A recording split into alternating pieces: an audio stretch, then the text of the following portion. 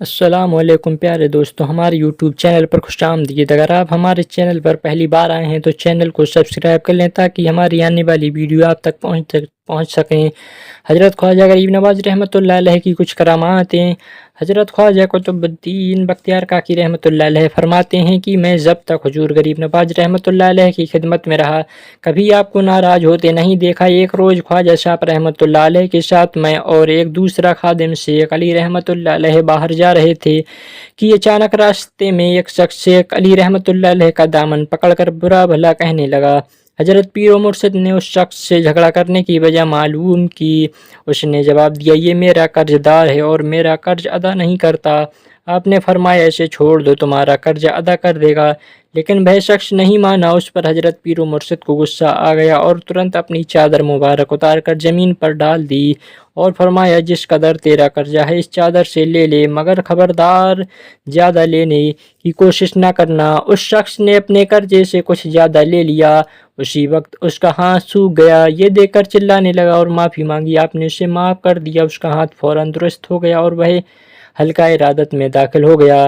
حضرت خواجہ غریب نواز رحمۃ اللہ علیہ کی ایک اور کرامات کہتے ہیں کہ ایک بار جب کہ آپ اپنے مریدوں کے ساتھ سفر کر رہے تھے، آپ کا گزر ایک جنگل سے ہوا۔ وہاں تس پرستوں آگ پوجنے والوں کا ایک گروہ آگ کی پوجا کر رہا تھا۔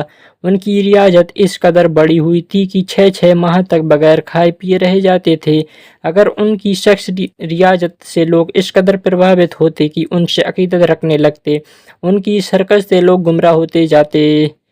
خواجہ صاحب رحمۃ اللہ علیہ نے جب ان کی یہ حالت دیکھی تو ان سے پوچھا، اے گمراہو، خدا کو چھوڑ کر آگ کی پوجا کیوں کرتے ہو؟ انہوں نے عرض کیا، آگ کو ہم اس لیے پوجتے ہیں کہ یہ ہمیں دوزخ میں تکلیف نہ پہنچائے۔ آپ نے فرمایا، یہ طریقہ دوزخ سے چھٹکارے کا نہیں ہے۔ جب تک خدا کی عبادت نہیں کرو گے کبھی آگ سے نجات نہ پاؤ گے۔ تم لوگ اتنے دنوں سے آگ کو پوج رہے ہو، ذرا اس کو ہاتھ میں لے کر دیکھو تو معلوم ہوگا کہ آگ پوجنے کا فائدہ کیا ہے۔ انہوں نے جواب دیا کہ بے شک یہ ہم کو جلا دے گی، کیونکہ آگ کا کام ہی جلا دینے کا ہے، مگر ہم کو یہ کیسے یقین ہو کہ خدا کی عبادت کرنے والوں کو آگ نہ جلا سکے گی؟ اگر آپ آگ کو ہاتھ میں اٹھا لیں تو ہم کو وشواس ہو جائے گا۔ آپ نے جوش میں آ کر فرمایا، مجھ کو تو کیا خدا کے بندے معین الدین کی جوتیوں کو بھی آگ نہیں جلا سکتی۔ آپ نے اسی دم اپنی جوتیاں اس آگ کے الاؤ میں ڈالتے ہوئے آگ کی طرف اشارہ کر کے فرمایا، اے آگ، اگر یہ جوتیاں خدا کے کسی مقبول بندے کی ہیں تو اس کو ذرا بھی آنچ نہ آئے۔ جوتیوں کا آگ میں پہنچنا تھا کہ ترنت آگ بجھ گئی اور جوتیاں صحیح سلامت نکل آئیں۔ اس کرامت کو دیکھ کر آگ پوجنے والوں نے کلمہ پڑھ لیا اور دل سے مسلمان ہو گئے۔ حضرت خواجہ غریب نواز رحمۃ اللہ علیہ کی ایک اور کرامات کہتے ہیں کہ ایک بار آپ ایک گھنے جنگل سے گزر رہے تھے۔ وہاں آپ کا سامنا کچھ کفار لٹوروں سے ہو گیا جن کا کام یہ تھا کہ مسافروں کو لوٹ لیتے، اور اگر کوئی مسلمان مسافر ہوتا تو سامان لوٹنے کے علاوہ اسے قتل بھی کر دیتے تھے۔ جب بے ڈاکو بری نیت سے آپ کی طرف آئے تو عجیب تماشا ہوا۔ جس ہتھیار بند شتر گروہ نے سینکڑوں ہزاروں مسافروں کو بلا وجہ خاک و خون میں تڑپایا تھا، آپ کی ایک ہی نگاہ سے تھرا اٹھا اور قدموں میں گر کر بڑی عاجزی سے عرض کیا، ہم آپ کے غلام ہیں اور نظر کرم کے امیدوار ہیں۔ جب وہ اپنے برے کاموں سے توبہ کرنے لگے تو آپ نے ان کو کلمہ پڑھا کر اسلام میں داخل کر لیا اور ان کی نصیحت فرمائی کہ کبھی کسی کے مال کو اپنے لیے حلال نہ سمجھیں۔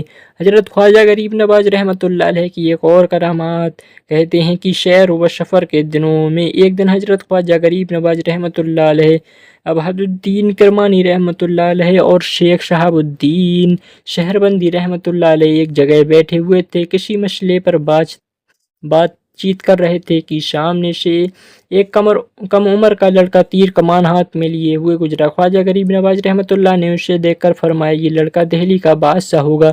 آپ کی یہ پیشگوئی بھوشواڑی اس طرح پوری ہوئی کہ وہ لڑکا سلطان شمس الدین التمش کے نام سے دہلی کے تخت پر بیٹھا اور 26 سال تک بڑے ٹھاٹھ سے حکومت کی۔ دوستو، اگر ہماری آپ کو یہ ویڈیو پسند آئی ہو تو چینل کو سبسکرائب کر لیں۔ ملتے ہیں ایک نئی ویڈیو کے ساتھ۔ خدا حافظ۔